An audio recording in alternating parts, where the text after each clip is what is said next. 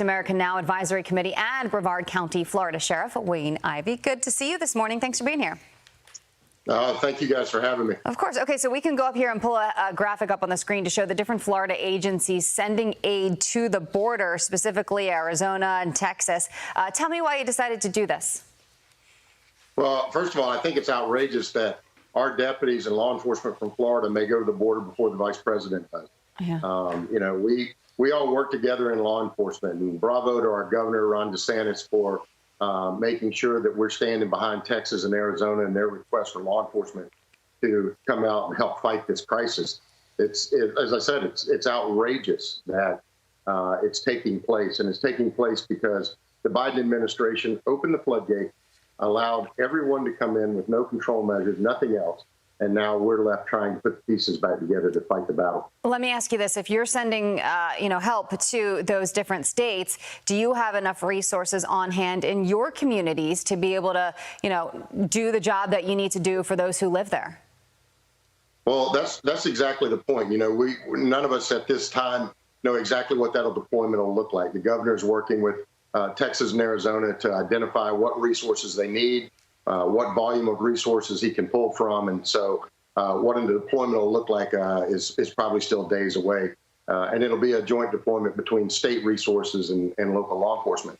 But, the way to look at this, Jillian, is we can either fight this battle out there at the border, or we can fight it in our own backyards. We're going to fight it no matter what. When you look at the increase of illegals that have crossed our border, when you look at the increase in human trafficking victims, the increase in fentanyl and meth and the other impacts of illegal immigration that filter into communities, we're going to fight this battle. So we probably are better to serve to team up and all of us fight it together at the cause of it. Yeah, I hear what you're saying. There's, unfortunately and very sadly, a lot of different battles that our law enforcement agencies all across the country are fighting, this being one of them, another being the rise in crime on a lot of the bigger city streets.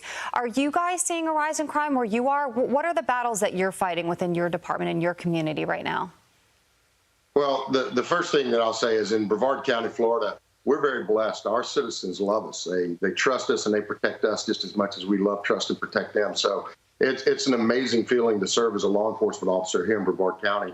And I think the overwhelming majority of the state of Florida feels that way, that no one here is buying into the insanity of defund the police. We've got a governor that is showing what leadership really looks like here in Florida.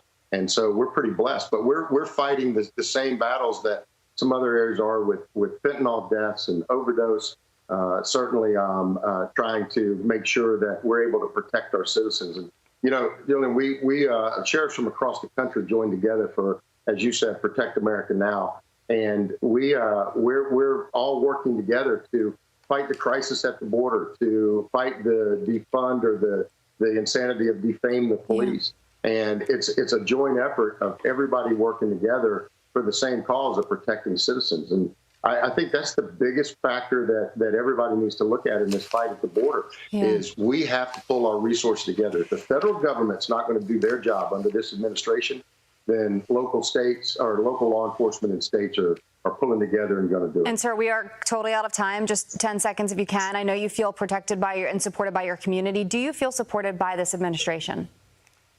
Absolutely not. A complete turnaround from what we had prior to this administration. There's zero support for law enforcement and zero support showing that our law enforcement officers protect this country each and every day. Well, strong words there. Sheriff Wayne Ivey, thank you so much for joining us this morning. Keep us updated, okay? Thanks for having me. Thank you.